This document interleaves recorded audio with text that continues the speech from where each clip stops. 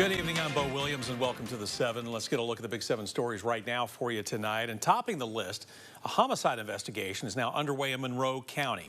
Sheriff's deputies dispatched to the 100 block of Belcher Gap in Madisonville in reference to a possible homicide at a residence there. Now, a male, we understand, was located inside deceased.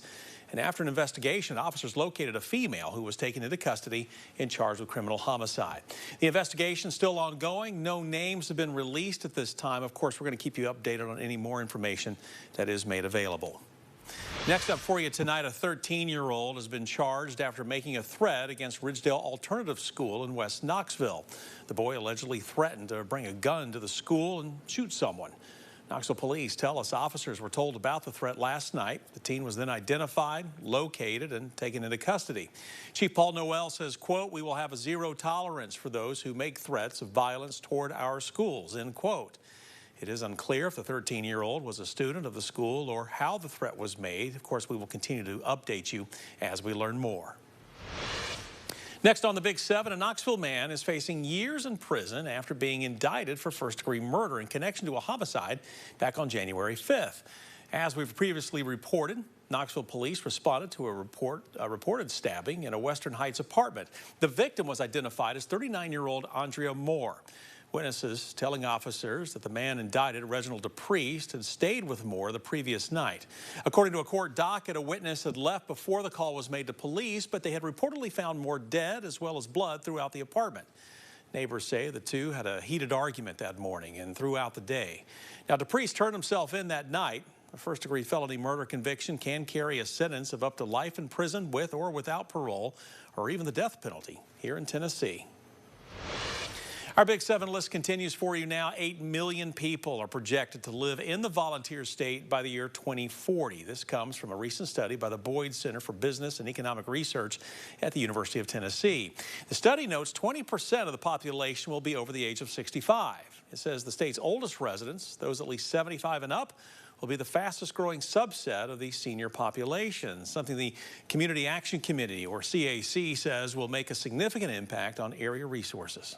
This has been a growing trend for sure, with individuals living longer and baby boomers turning 65 every day. So we've been kind of preparing for it, but it still definitely will have a huge impact, being able to meet additional needs. But that's what we're here to try to figure out as well.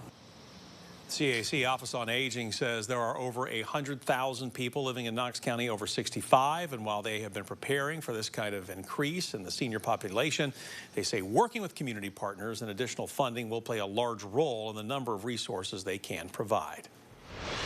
All right, next on the Big 7, kickoff at Neyland, just a couple of days away. And when fans make their way to the stadium, they'll notice that it got some upgrades during the off-season. From new concessions to a brand new kitchen to make all the food, fans have a lot to be excited about this season.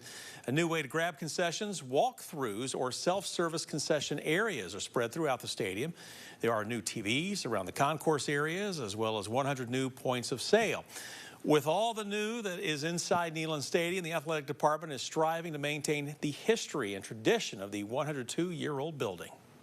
Our motto has always been and will continue to be, we want to honor our past but modernize for the future. And I believe, and I think a lot of the feedback we receive is our fans appreciate the approach we're taking with, our new partner, Pilot, bringing back Home of the Vols, but also taking some of our traditional spaces in the stadium, identifying the needs, but keeping Neyland Stadium.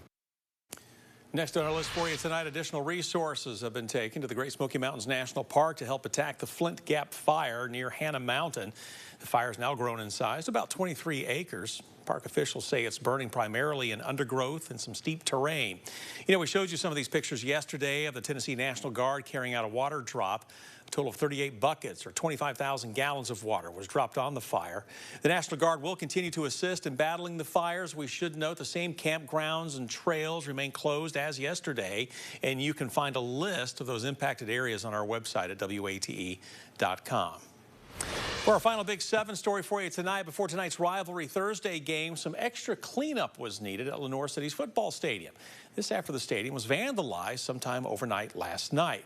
The Lenore City Police Chief tells us 4 or 5 cameras were damaged, 2 scoreboards, and some new bleachers were spray painted. The chief estimates total costs, including the man hours to clean everything up, reached the neighborhood of $20,000. These pictures were sent to us by the district attorney's office. We're told a $250 reward is now being offered for information leading to the arrest of whoever is responsible. The DA says it's believed to have been high school students. Now, Mayor Tony Akins says that he and the DA understand the spirit of this rivalry. We're talking about the Battle of the Bridge, and that, yes, kids will be kids, but this is, quote, in bad taste.